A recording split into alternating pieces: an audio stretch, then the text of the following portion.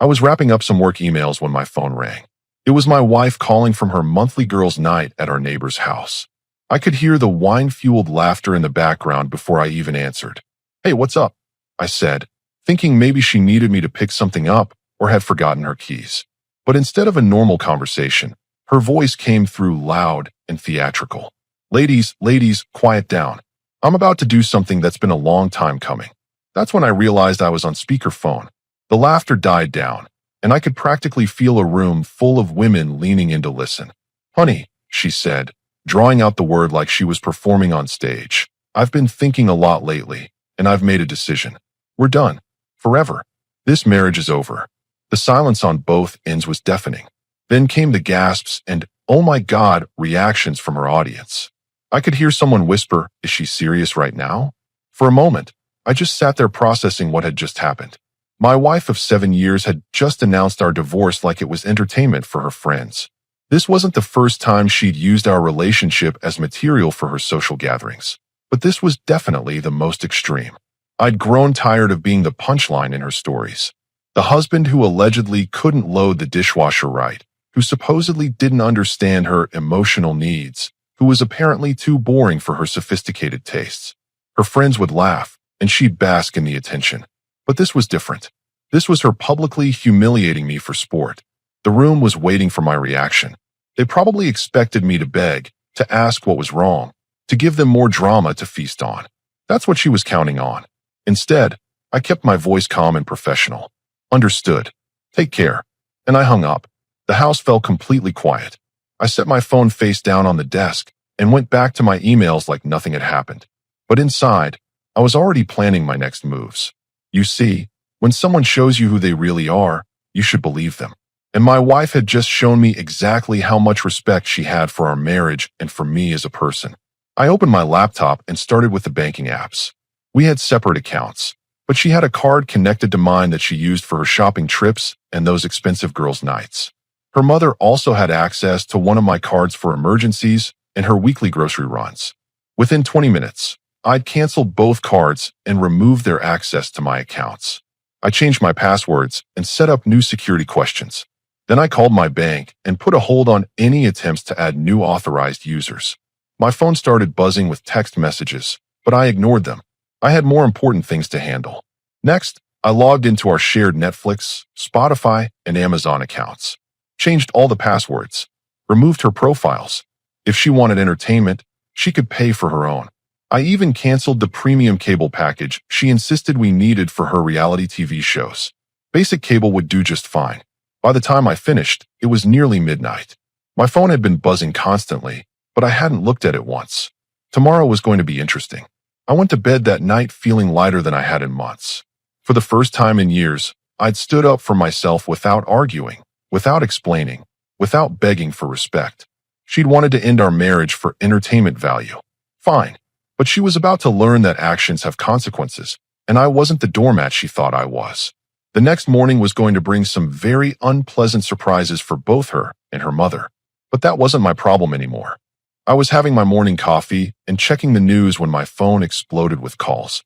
The first few were from my wife, which I let go to voicemail. Then came the call I was actually expecting. "Hello." I answered, recognizing her mother's number. "What did you do?" She practically screamed into the phone. My card was declined at Target. The cashier had to void my entire transaction in front of everyone. "Good morning to you too," I said calmly, taking another sip of coffee.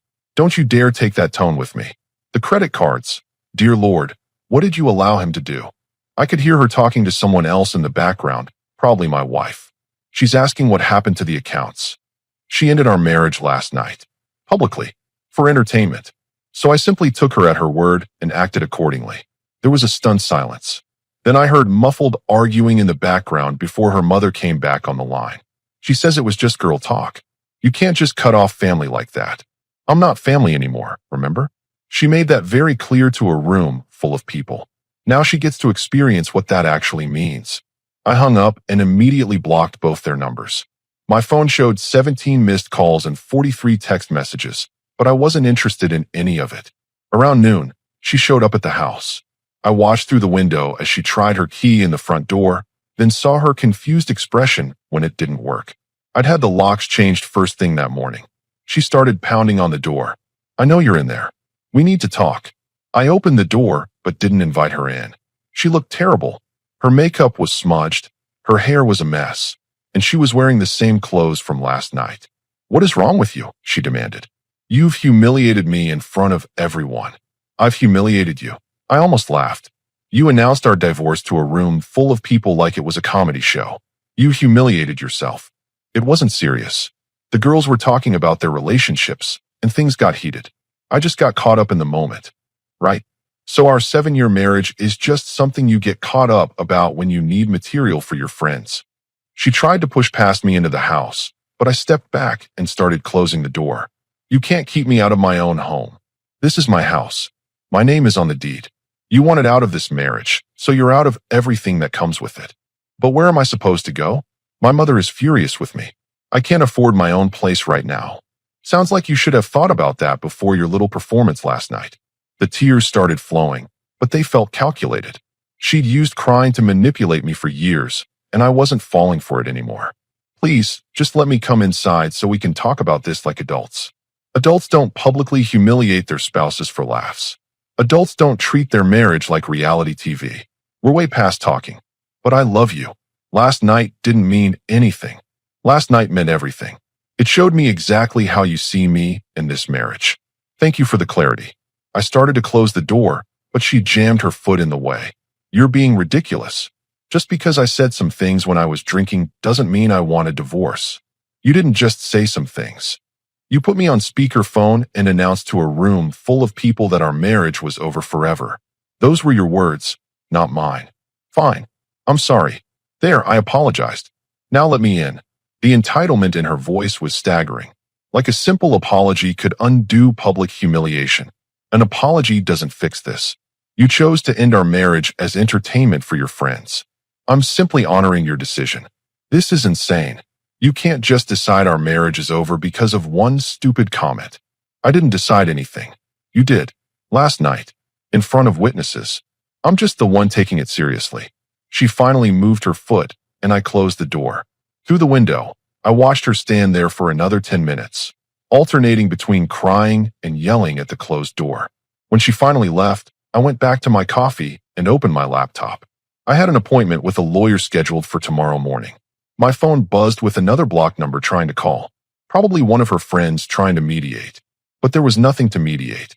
She'd made her choice publicly and dramatically. Now she was learning that actions have consequences, and not everything can be fixed with tears and apologies. The funny thing was, I felt more at peace than I had in years.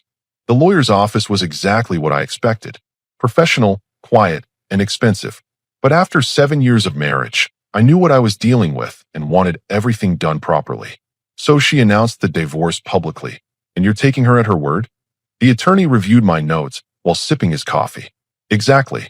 I want a clean separation of assets. No joint debts, no shared responsibilities.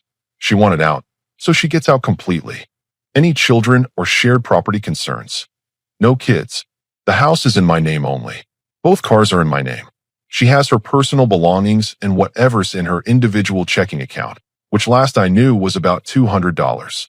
He raised an eyebrow. She doesn't work? Part-time retail job at the mall. Maybe 15 hours a week. She's always said my income was enough for both of us. Well, that's about to change. I left the office feeling confident about my position. Everything was documented, recorded, and filed properly. No room for misunderstandings or manipulation. When I got home, she was waiting by my car in the driveway. She'd clearly put effort into her appearance today. Full makeup, nice dress, the works. The manipulation playbook was in full swing. We really need to talk, she said, stepping closer. I've been thinking about everything, and I realize how wrong I was. There's nothing to talk about. I have a meeting with my attorney this afternoon to finalize the paperwork. Her face went white. Attorney? You're actually serious about this? You announced our marriage was over forever. I believed you. Why wouldn't I be serious? She tried a different approach, reaching out to touch my arm. Baby, I was drunk. The girls were being dramatic about their own relationships, and I got caught up in it. You know how it is with wine and group mentality. I stepped back from her touch. So you're saying you only disrespect me when you're drinking with friends? That's supposed to make me feel better? That's not what I meant. Frustration crept into her voice. I meant that I wasn't thinking clearly. People say things they don't mean all the time. Not about their marriage. Not on speakerphone. Not for entertainment. She tried tears next. Right on schedule. Please don't do this to us. We can work through this. Maybe couples counseling. There is no us anymore. You ended that last night, remember? I didn't mean it. But you said it. Publicly. Dramatically. With an audience cheering you on. The tears stopped abruptly, replaced by anger. You're being completely unreasonable. It was one mistake. No, marrying someone who treats their spouse like a joke for their friends is the mistake. Last night was just the wake-up call. She changed tactics again, trying to sound practical. Look, even if you want space, you can't just kick me out with nowhere to go. I need time to figure things out. You should have figured things out before you decided to end our marriage for laughs. Where am I supposed to live? My mother won't even talk to me after what happened with the credit cards. That sounds like a you problem. Her mask finally slipped completely. You can't just destroy my life because your feelings got hurt. I'm not destroying anything. I'm simply accepting the reality you created. You wanted to be single and dramatic for your friends. Congratulations, you got your wish. This is ridiculous. You know I didn't really want a divorce. What I know is that when given the choice between respecting your husband and entertaining your friends, you chose entertainment. That tells me everything I need to know about your priorities. She grabbed my arm as I walked toward the house. I won't sign any papers. You can't force me to get divorced. I turned to face her directly. Actually, I can. It's called irreconcilable differences. Your public announcement last night, with witnesses, makes this pretty straightforward. You're bluffing. Try me. I pulled out my phone and showed her the lawyer's contact information in my recent calls. I've already filed the initial paperwork. You'll be served within 48 hours. Her confidence crumbled completely. You can't be serious. Over one stupid night. One stupid night where you publicly humiliated your husband for entertainment. Yeah, I'm serious about that. But I love you. You love the lifestyle I provided. You love having someone to pay your bills while you work 15 hours a week. You love having someone to make fun of with your friends. You don't love me. She stood there speechless as I walked into the house and closed the door. Through the window, I watched her sit in her car for 20 minutes, probably calling her friends for advice. But her friends had already gotten their entertainment. Now they'd move on to the next drama, and she'd be left dealing with the consequences of treating her marriage like a reality show. My phone buzzed with a text from the attorney. The papers would be ready tomorrow morning. The divorce papers were served at her retail job 3 days later. I wasn't there to see it, but word travels fast in a small town. By the time I stopped by the hardware store that afternoon, the cashier was giving me sympathetic looks. Heard you're going through a rough patch, he said while ringing up my purchase. My wife mentioned something about drama at girls' night. Just taking care of some overdue business. I replied, keeping it simple. The truth was starting to spread through our social circle, and it wasn't the version she'd been trying to sell. Her friends from that night were apparently less supportive than she'd expected. I ran into one of them at the grocery store. She approached me hesitantly while I was picking out produce. Hey, I just wanted to say I'm sorry about what happened the other night. That was really uncomfortable for everyone. I appreciate that. For what it's worth, most of us thought she went way too far. Nobody knew she was going to put you on speaker like that. But nobody stopped her either. She looked genuinely embarrassed. You're right. We should have. It just happened so fast. And then when you hung up, she started crying and saying she didn't mean it. Interesting. She seemed pretty confident when she was performing for you all. That's just it though. It felt like a performance. Like she was trying to out-drama everyone else's relationship problems. I nodded and continued shopping. The conversation told me everything I needed to know. Even her own friends recognized the situation for what it was. Later that week, I got a call from my brother-in-law, her sister's husband. Man, what the hell happened? She's been calling my wife nonstop, crying about how you've lost your mind. She announced our divorce publicly for entertainment. I took her seriously. Now she's upset that there are consequences. Wait, she actually said she wanted a divorce. Word for word, we're done forever. This marriage is over. On speakerphone, in front of witnesses. He was quiet for a moment. And now she's saying you're overreacting? That's the current story, yeah. Jesus, my wife's been feeling bad for her, but if that's what really happened, it is. I have nothing to gain by lying about it. After that call, her sister stopped returning her messages. The family support she was counting on started evaporating as people heard the actual story. Her mother finally called me directly, using a different number I hadn't blocked yet. "I need to understand what happened," she said, sounding exhausted. "She's been staying here for a week, crying constantly, saying you've turned everyone against her. I haven't said anything that isn't true. She ended our marriage publicly. I accepted it, and now she wants to pretend it never happened. But surely you can work this out? Young people say things they don't mean all the time. She's 32 years old. That's old enough to be accountable for her words and actions. She made a mistake. She made a choice. A very public, very deliberate choice to humiliate her husband for her friends' entertainment." There was a long pause. "What do you want from her?" "Nothing. I want her to live with the consequences of her decision and stop trying to manipulate everyone into believing she's the victim here. She's my daughter. I have to help her. That's your choice. But helping her avoid accountability isn't actually helping her." The call ended shortly after that, but I could tell even her mother was starting to see through the victim act. The social isolation was hitting her hard. Her work friends were avoiding the drama. Her girls' night group was uncomfortable around her, and her family was asking uncomfortable questions. Meanwhile, my life was improving daily. I'd started going to the gym again, something I'd stopped doing because she always complained about the time it took. I was sleeping better, eating better, and generally feeling more like myself than I had in years. People in town were treating me with more respect too. Word had gotten out about how I'd handled the situation, and the consensus seemed to be that I'd done the right thing. At the bank, the teller mentioned that several people had asked about me. "They're saying you handled a difficult situation with a lot of class." "I just took someone at their word," I replied. "Well, it's refreshing to see someone who doesn't put up with disrespect. Good for you." That weekend, I saw her at the mall where she worked. She looked tired and stressed, probably from dealing with the reality of supporting herself on a part-time retail salary. She saw me and started walking over, but I simply nodded politely and continued on my way. No drama, no conversation, just basic courtesy. I heard later that she'd broken down crying at work after that encounter. But that wasn't my responsibility anymore. She'd wanted to be single and dramatic. Now she was getting exactly what she'd asked for. 2 weeks later, I was having lunch at our usual Sunday spot downtown when she walked in. But this wasn't a coincidence. She'd clearly planned this.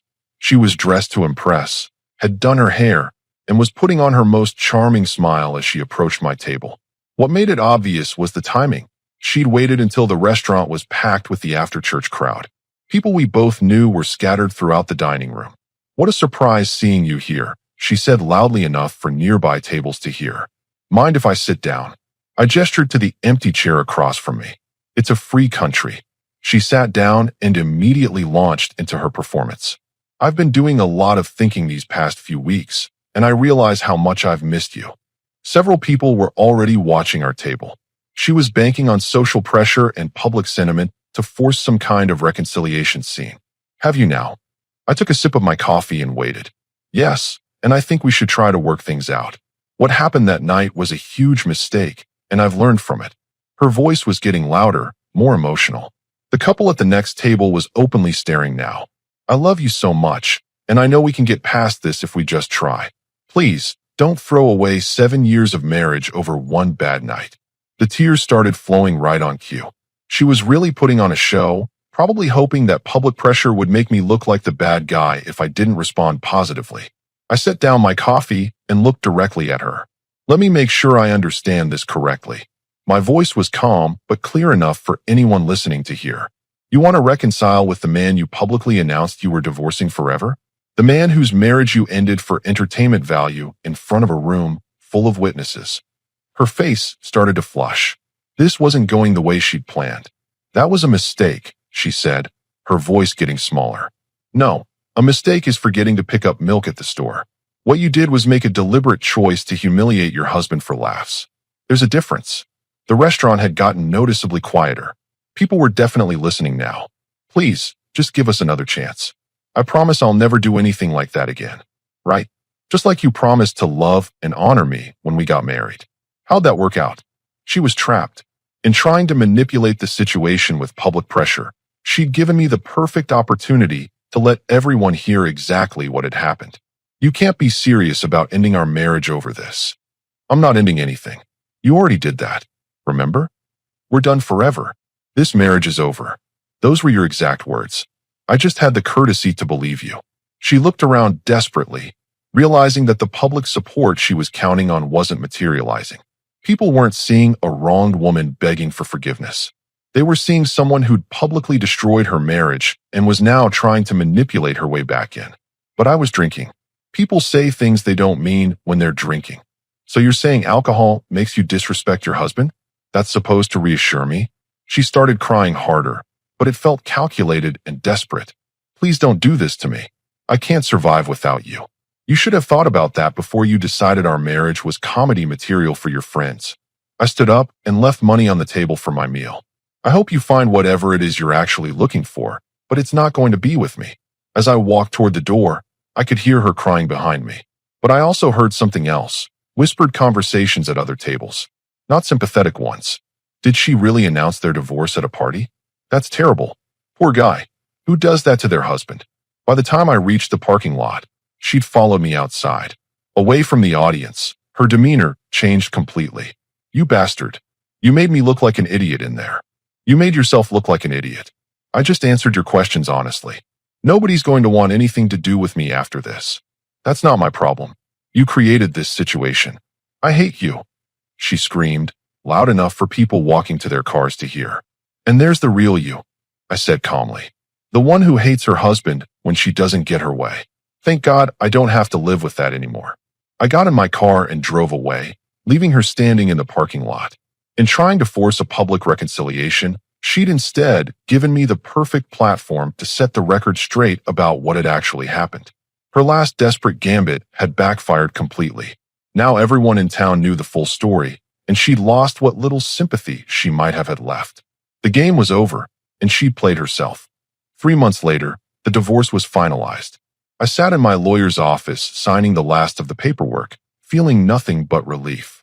Clean separation, he said, sliding the documents across his desk. She gets her personal belongings and whatever was in her individual accounts. You keep the house, both vehicles, and all other assets. No alimony, no shared debts. And she agreed to all of this?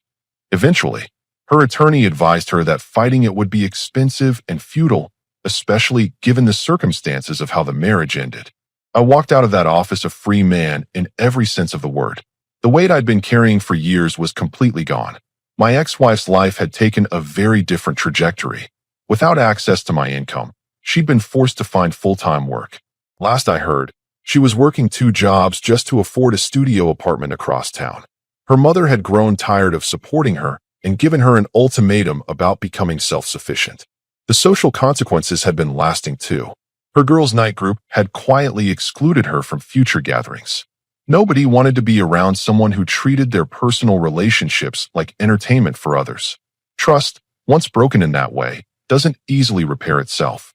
I'd seen her a few times around town, always from a distance. She looked tired, stressed, and significantly older than her 32 years. The reality of supporting herself without a safety net had hit her hard. Meanwhile, my life had completely transformed. I'd lost 15 pounds at the gym, started eating better, and was sleeping through the night for the first time in years. The constant tension that had become normal in my marriage was completely gone. I'd also reconnected with friends I'd lost touch with during the marriage. Guys from work who'd stopped inviting me places because she'd always found reasons why I couldn't go.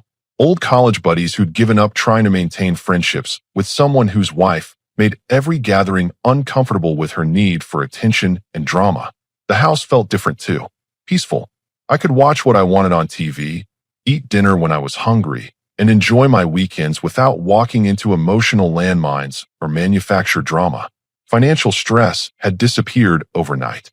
Without her shopping habits, spa treatments, and expensive girls' nights, I was saving more money than I ever had. I'd even started looking at vacation destinations, something I hadn't been able to afford when I was supporting 2 people on one income. 6 months after that night, I ran into one of her former friends at the coffee shop downtown. She approached me hesitantly. "I heard the divorce went through," she said. "I just wanted you to know that we all felt terrible about that night. We should have stopped her. Water under the bridge," I replied. "But I appreciate you saying that. For what it's worth, I think you handled everything with a lot of class." Most guys would have made it ugly. No point in that. She showed me who she really was, and I believed her. Everything after that was just paperwork. She nodded thoughtfully. She's been reaching out to some of us, trying to rebuild friendships, but it's hard to trust someone after something like that. That's understandable. Are you doing okay? You look really good. I was doing better than okay. For the first time in years, I felt like myself again. Yeah, I'm doing great actually. And I meant it. That night, when she'd announced our marriage was over forever, had been the best thing that ever happened to me. She'd freed me from a relationship I hadn't even realized had become toxic. Her attempt to humiliate me for entertainment had backfired in the most spectacular way possible. Instead of getting laughs from her friends, she'd lost her marriage, her financial security, her social circle, and her family's respect. But more importantly, she'd given me my life back. I'd learned something valuable about respect, boundaries, and self-worth. When someone shows you they don't value you, believe them the first time. Don't wait for them to prove it over and over again. As I drove home that evening, I felt grateful. Grateful for her honesty that night, even if she hadn't intended it to be honest. Grateful for the courage to take her at her word. And grateful for the chance to build a better life without someone who saw my dignity as negotiable. She'd wanted drama and entertainment. Instead, she'd given me freedom and peace. Sometimes the best revenge is simply living well.